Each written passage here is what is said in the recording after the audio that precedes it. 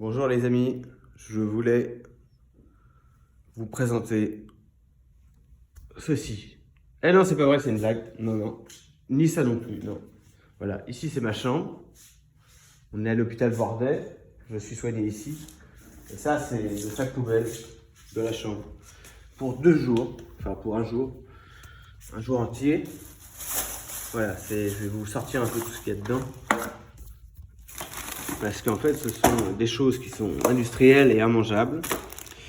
Et d'une part, j'ai pas faim, je vais pas manger, donc mais on peut pas arrêter le flux, on peut pas arrêter qui vous envoie si vous voulez, voilà, la purée, la soupe est dans des boîtes en plastique comme ça, avec plusieurs couches de plastique collantes, voilà les espèces de légumes, les œufs, voilà, ils sont mis là-dedans. Le pain qui n'est pas du pain, où il y a plein de choses dedans, de l'huile, etc. Voilà. Je vous dis pas l'odeur, ça c'est tout, ça, c'est tout ce qui est plutôt petit déjeuner. Voilà, donc les biscottes sont emballés dans des sacs mono-sol en plastique. Vous voyez, il y a des petites crèmes et tout. Et en fait, même si je voulais, je ne pourrais pas envoyer ça. Donc, imaginez qu'il y a le même sac dans chaque chambre. Hein, et en fait, on ne pourrait pas les envoyer au Resto du Cœur ou j'en sais rien. Ici, ça serait au Petit Rien ou à l'Armée du Salut. Et ben non, on ne peut pas parce que tout simplement, il y a un risque bactériologique. Donc ces choses rentrent dans votre chambre et sortent pour être détruites. Je ne vous dis pas le gaspillage sur tout un hôpital gigantesque. Voilà, je ne vous dis pas le gaspillage que ça produit. Parce qu'en fait, évidemment qu'on mange, mais on ne mange pas tous les jours la même chose. Voilà, il faut des plateaux. Donc les diététiciennes essayent de l'adapter, mais on ne peut pas toujours gérer ça. Voilà, et puis il y a ce problème que c'est de la nourriture très très mauvaise, tout à fait industrielle. Voilà, on ne voit que des marques qui appartiennent à des grands groupes industriels, donc chargés en sucre, en sel, si vous voulez, en mauvaise graisse, en tout ce qui est mauvais pour la santé en fait. Et voilà, et on est dans un hôpital, donc c'est assez problématique. Ouais, il y a trop de plastique aussi, vous voyez, il y a le plastique, il y a le plastique, il y a tout ce qui est cuisiné, et surcuisiné, surcuit, sans goût. Voilà, alors tout ça à la fois pour des raisons pseudo de santé, mais en fait non, parce que c'est la même chose pour les écoles, les homes, c'est-à-dire que les vieilles personnes mangent ça aussi, les écoles, les jeunes gens et les hôpitaux. Donc voilà, dans tout ça, il y a peu de gens qui vont se plaindre en fait de cette nourriture. Mais quand, comme moi, vous avez mangé plus de 300 repas dans un endroit comme ça, en fait, ça vous rend un peu fou au bout d'un moment. Vous avez envie de faire quelque chose, vous avez envie de vous plaindre parce que ils consacrent 6 € par jour à la nourriture, alors que les traitements sont extrêmement chers. Évidemment, les traitements sont remboursés par des mutuelles. Là, je suis bien d'accord. Mais ils accordent très très peu d'importance à la nourriture parce que effectivement on est complètement dans l'allopathie, c'est-à-dire le médicament. On ne regarde pas les menus ou très très peu. Ça n'intéresse pas les médecins. En fait, on n'est pas encore dans le 21e siècle. Donc il faut faire quelque chose. C'est un peu, si vous voulez, comme ça. Je vais vous montrer quelque chose à l'extérieur. C'est un peu exactement comme cette image, ici, sur le mur, qui vous dit que la nature est quelque part. Mais en tout cas, elle n'est pas ici. Elle n'est pas ici. Et il y a cette phrase que je dois lire tous les jours, parce qu'en fait, quand on met une phrase comme ça sur un mur, même pas tous les jours, c'est qu'à chaque fois que je regarde dehors, je dois lire cette phrase. Parce que le cerveau, il fait quoi? Il lit la phrase, il se prend pas la tête. Voilà. Ensuite, vous regardez, donc moi, ça me pose pas de problème, ces bâtiments, tout ça, je connais. Donc, je suis pas triste d'être là. Mais par contre, je trouve ça juste un peu dommage. Donc, évidemment, le bâtiment, ils vont déménager dans 1 an, je crois. Donc, effectivement, ils auront un peu plus de sens. Mais rendez-vous compte que ils ont déménagé, mais ils ne changent pas de projet culinaire. Ça reste la même chose. Ça reste les cuisines bruxelloises. Et les cuisines bruxelloises ont le monopole. Ils servent plus de 2 millions de repas par an. Je ne sais pas si vous vous rendez compte la quantité que ça fait. Voilà. Donc en fait, quand on les interroge, ils ne parlent pas de qualité. Ils parlent simplement d'adaptation, voilà, qui savent s'adapter aux différents menus. Alors des menus pour diabétiques sans sucre, des menus sans sel pour des personnes hyperactives ou hyper cardiaques ou j'en sais rien. Voilà, donc c'est sûr, mais tout est vu sous l'angle de l'énergie et de la, si vous voulez, de la protéine, du lipide, etc. Ce qu'on appelle sur les emballages les nutrition facts. Voilà. Donc c'est l'énergie en fait développée par un paquet de biscuits. Voilà, c'est les nutrition facts. Et en fait, voir les choses sous l'angle de l'énergie, c'est les voir comme la société ne voit les choses que sous l'angle de l'énergie, comme le pétrole. La nourriture est une forme de pétrole et n'est plus quelque chose d'esthétique ou qui fait du bien ou qui convoque comme ça des souvenirs ou qui invite au partage. Voilà, on a juste envie de manger très vite ou pas, ou d'oublier de manger tout simplement. Voilà, c'est ce qui se passe, c'est ce qui se passe. C'est ça la réalité du repas à l'hôpital. C'est qu'en fait, on n'a pas envie de le manger. Hein. On n'a pas envie de le manger. Donc c'est assez problématique. Et tout le monde le sait en plus. Donc le fait que tout le monde le sache rajoute un peu au questionnement. Parce que beaucoup de gens sont concernés. Quand je vous dis 2 500 000 repas, c'est énorme. C'est énorme. Voilà. Donc j'invite en fait, j'invite n'importe quelle personne qui a connu ça ou qui connaît ça, à réfléchir et à participer, à envoyer un petit mot, juste pour dire que, si vous voulez, alors je passe sur des détails, mais je pourrais vous expliquer que on y mange de la viande tous les jours. Hein. Ah, j'entends mon voisin qui fait du bruit. On y mange de la viande tous les jours. Il n'y a pas de légumineux, c'est-à-dire pas de pois chiches, pas de lentilles, pas toutes ces choses-là. Il y a évidemment des céréales hein, sous forme de riz ou de pâtes, etc. Mais qui sont mal cuits, qui sont complètement industriels, qui sont pas bons. Voilà. Les légumes verts, ils sont toujours trop cuits. Enfin, ce sont des considérations qu'on pourrait trouver un peu déplacées comme ça. On est là pour se faire soigner, on ne va pas accorder d'importance à la nourriture. Et en fait, je dis complètement le contraire. Je dis que la nourriture, elle provoque, si vous voulez, chez la personne qui va prendre son repas, la nourriture provoque un instant où il a envie de se séparer du monde dans lequel il est. Il a envie d'avoir 20 minutes à contempler l'extérieur ou à penser à ses affaires. Et en fait, c'est provoqué, ces choses-là arrivent à être provoquées quand la nourriture est bonne. Sinon, c'est un calvaire. Vous voyez, on avale en buvant des verres d'eau, quoi. C'est quand même dommage. Voilà, donc je veux absolument me plaindre de tout ça parce que je trouve que c'est pas possible de continuer comme ça. Alors voilà, parce qu'en fait il y a tout la dimension écologique. Voilà, donc la viande, comme je vous disais, le plastique, tout est en plastique ici. Hein. Voilà, ce qui a aussi une fonction. Attention, je suis pas complètement fou. C'est-à-dire que le plastique, dans tout ce qui est traitement, a apporté une certaine sécurité sur la contamination, etc. On n'a pas besoin de décontaminer si vous voulez, on n'a pas besoin de décontaminer les outils dont on se sert. On jette les anciens, on en ouvre des nouveaux. Et ça, c'est plutôt quelque part positif. C'est une avancée parce que, en fait, beaucoup de moins de monde sont contaminés par des erreurs qui viendraient, des erreurs humaines. Voilà, on sauve probablement beaucoup plus de gens.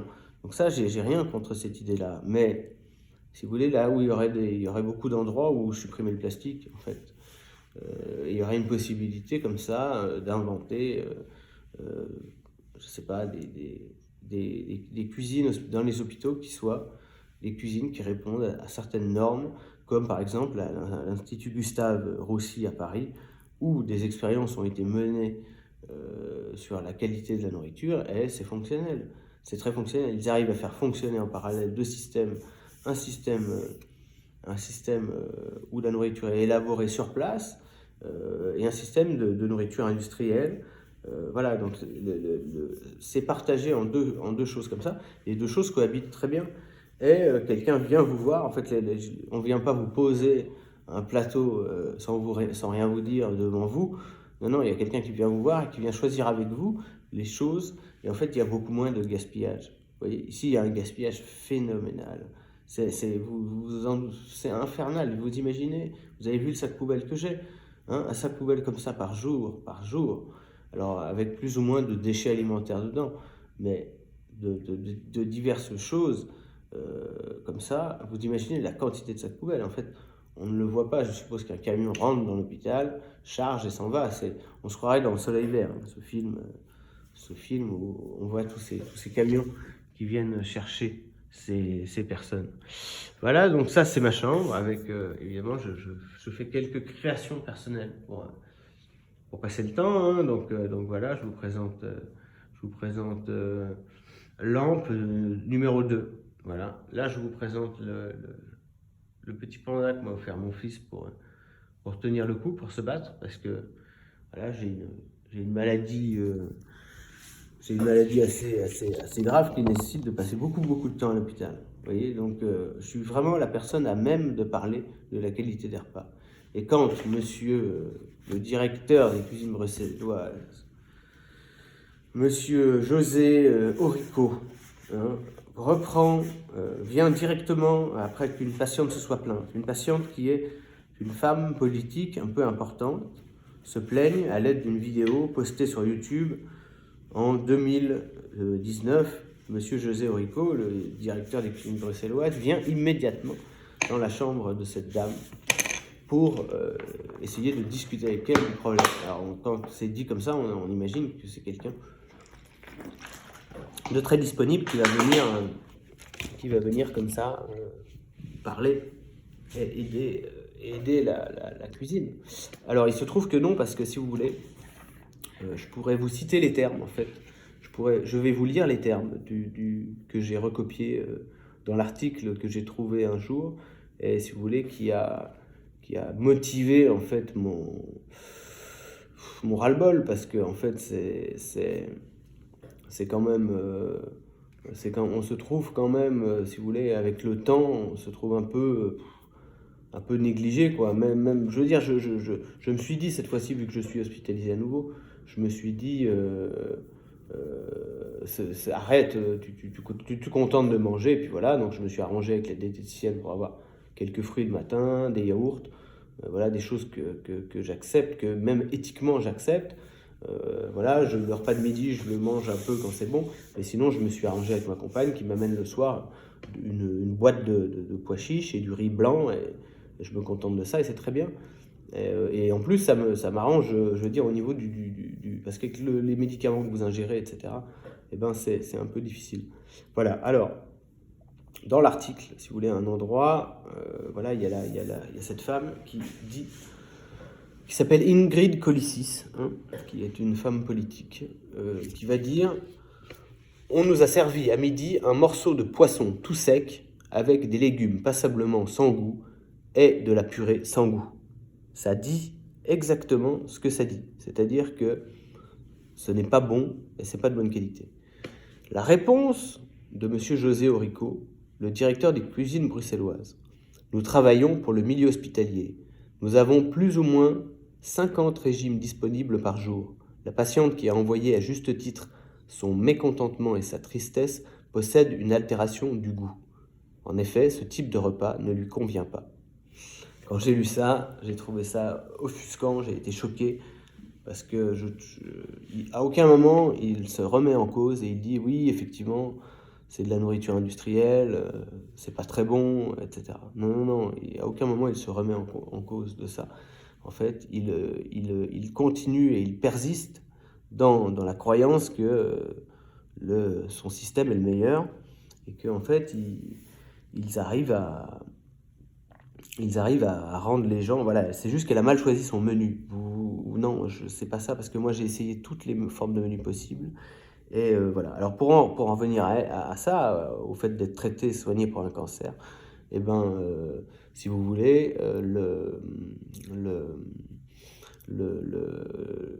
l'altération du goût dont parle Monsieur José Aurico est une chose qui intervient par exemple, si on passe un mois, en gros, dans l'hôpital, ce qui est pas étonnant pour quand on soigne les leucémies ou des choses comme ça. Donc vous recevez une chimiothérapie pendant une semaine, ensuite il y a une semaine ou deux où vos globules vont remonter, puis une semaine à la fin où vous gérez les dernières choses, peut-être une cure antibiotique ou des choses comme ça. Voilà, sur cette période, vous avez au moins 2 semaines où il n'y a absolument aucune altération du goût, ce qui représente environ, je ne sais pas, 2 semaines, c'est quoi? C'est 14 jours, et ça représente environ 28 repas. Donc vous avez largement le temps d'être objectif. Voilà, donc je suis absolument pas d'accord avec ce monsieur. La nourriture est passablement infecte. Il y a des jours où effectivement c'est un petit peu plus mangeable que d'autres, mais sinon c'est une nourriture qui est faite, je pense, par des hommes qui n'ont plus d'idées et qui sont pilotés uniquement par le fait que ça doit être le moins cher possible. Et derrière, on peut imaginer très bien des comptables qui décident ou pas de ce qu'on achète, de ce qu'on machin. Les menus sont systématiquement les mêmes de semaine en semaine. C'est-à-dire vous aurez toujours le même poulet avec un peu de paprika dessus, qui est très sec, les mêmes pâtes avec le même accompagnement. Ça ne change pas. Vous pouvez éventuellement téléphoner à la diététicienne pour qu'elle vous change les pâtes en riz ou des choses comme ça. Ou alors la diététicienne le matin pour changer les biscottes en pain ou le pain en biscottes. Voilà, c'est la transformation des biscottes en pain. Voilà. C'est là où je trouve que du coup même le travail de diététicienne a été dégradé. C'est-à-dire qu'elles ne font que obéir en fait à un système qui fonctionne en fait, qui fonctionne comme une machine, si vous voulez. On a affaire à une machine, c'est une machine. Et ça, c'est très dommage parce qu'en fait, on oublie la principale, on oublie la totalité des choses qui font la nourriture. Je ne vais pas vous en parler maintenant, mais par exemple, le souvenir, quand on se souvient de la nourriture, si vous avez eu la chance d'avoir une maman qui vous a cuisiné des choses, eh ben voilà, vous pouvez penser à sa ratatouille. Et en fait, quand vous allez grandir, vous allez faire cette même ratatouille et peut-être qu'un jour, vous trouverez exactement le goût de la ratatouille de votre maman. Ça peut paraître banal comme ça, mais c'est une recherche intérieure. C'est quelque chose que vous voulez faire partager peut-être à vos enfants, si vous en avez. Vous n'êtes pas obligé d'en avoir, c'est pas le problème. Voilà. Non, ce que je veux dire, c'est que le goût est quelque chose de quotidien dans la vie, qui doit être développé, qui doit être encouragé, qui doit être réfléchi. Tout ça pour aller contre, en fait, l'industrie, qu'elle soit agroalimentaire, qu'elle soit sur le terrain sur le terrain de l'agriculture, sur le terrain de la restauration, ô combien de restaurateurs achètent toute leur nourriture chez Métro et se contentent de mettre du fromage râpé sur les plats avant de les passer au four, etc. Aujourd'hui, les choses sont préparées à l'avance par d'autres industries, évidemment. Donc les patates sont déjà cuites, bien pelées dans des sacs sous vide. Vous avez plus qu'à... Voilà, tout ça, j'ai pas besoin de vous l'expliquer, vous l'avez vu à la télé. Vous avez tout vu à la télé, donc je vois pas pourquoi ça ne changerait pas. Il y en a marre, si vous voulez, de rester dans un système qui est un vieux système, qui ne correspond pas du tout aux jeunes gens d'aujourd'hui, qui ont envie de faire attention à leur alimentation, qui ont envie de changer des choses, qui ont envie d'être beaucoup plus libres au niveau des produits qu'ils achètent, qui n'ont plus envie de forcément avoir à ouvrir des centaines de boîtes en plastique pour accéder à quelque chose voilà, qu'ils désirent. Non, les choses changent progressivement et ça c'est très bien, mais politiquement il y a un grand coup à mettre, il y a un grand coup de pied à mettre dans la fourmilière parce que en fait il ne faut pas négliger le fait que tout cela, ce sont des arrangements. Voilà, des arrangements entre des industriels. Les industriels ne font pas que travailler entre eux, en fait. On pourrait croire comme ça que un tel livre des patates à un tel, mais non, c'est pas ça. C'est qu'en fait, ils ont un contrat.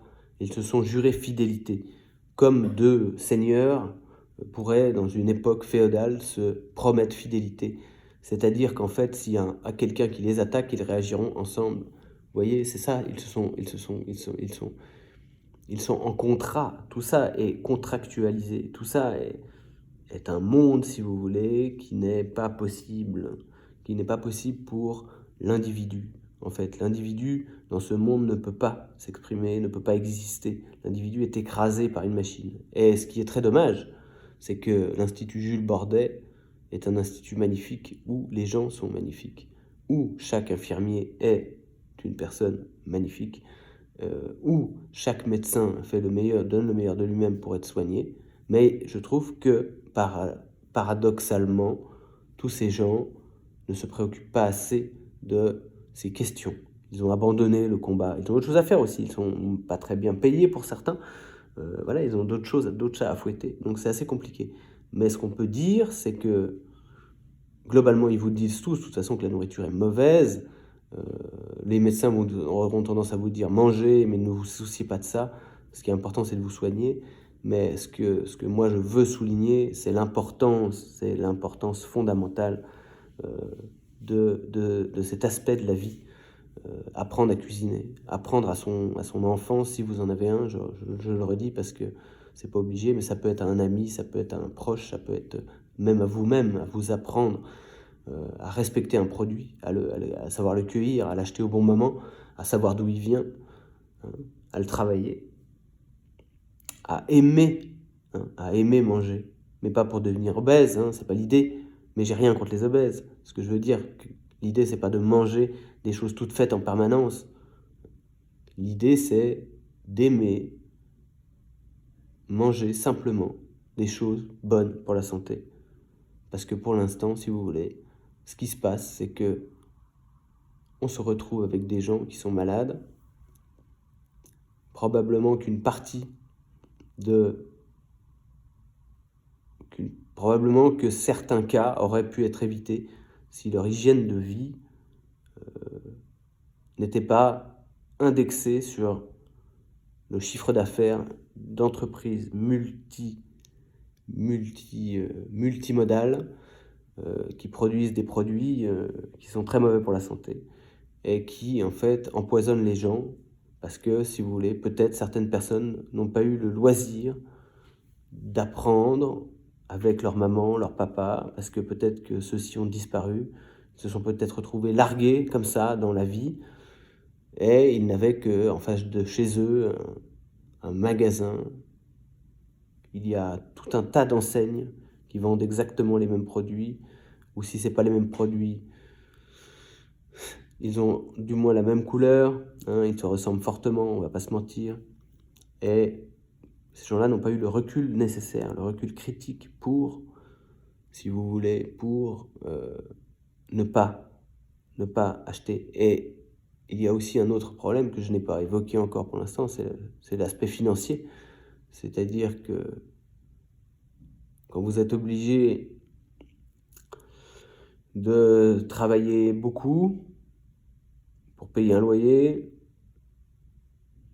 pour payer aussi un autre objet qui est très très très gourmand, qui s'appelle la voiture, qui est gourmand en tout, en énergie, qui est gourmand en temps, ça vous prend du temps la voiture, c'est nécessaire. Voilà, ça paraît être utile comme ça, pour tout le monde, voilà. Mais les endroits où on vend ces produits saturés de gras, de sucre, etc., sont souvent des endroits aussi où on vend de l'essence. Tiens, c'est curieux. Voilà, donc on va se garer là-bas avec sa voiture. Enfin bon, je vous fais pas le dessin, mais tout est un peu relié. Tout est un peu relié comme ça.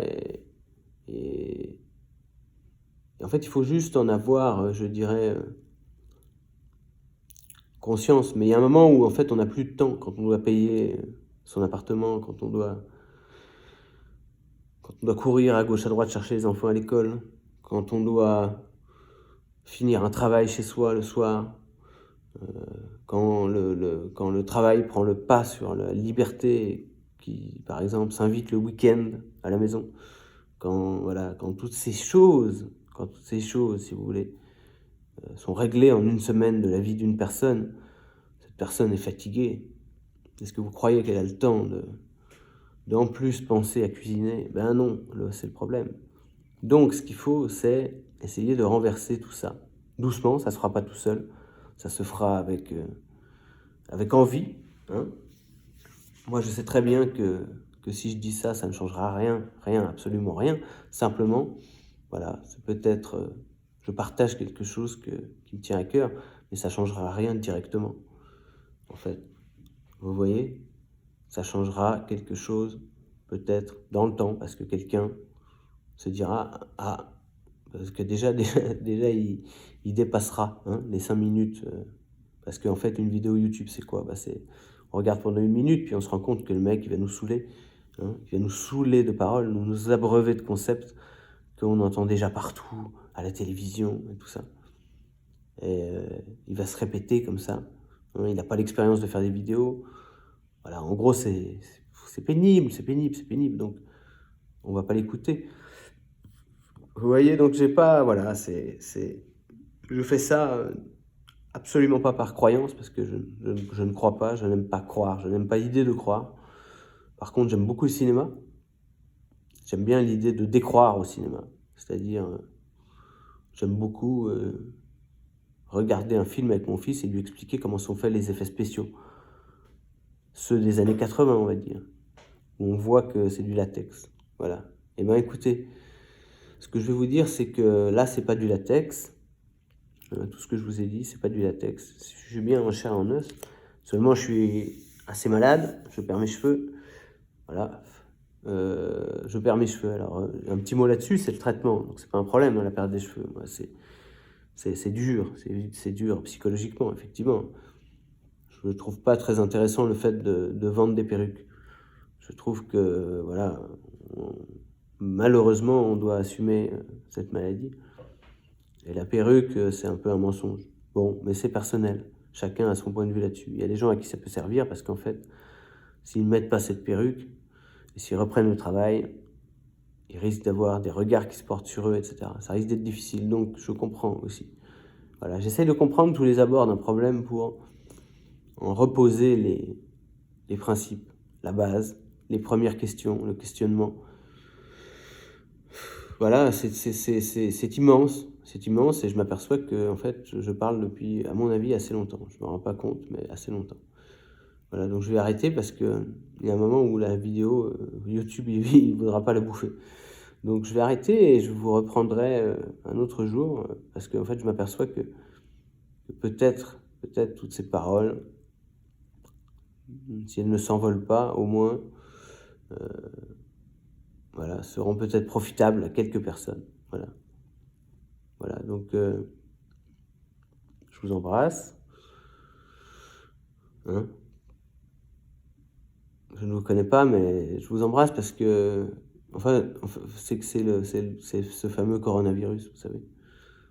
Donc voilà, on va tenter de recréer du lien social et on va tenter de refaire ce qu'on faisait avant. Hein. C'est-à-dire, je sais pas. Non, je m'arrête là. Voilà. Je vous dis au revoir et j'éteins cette vidéo. À bientôt.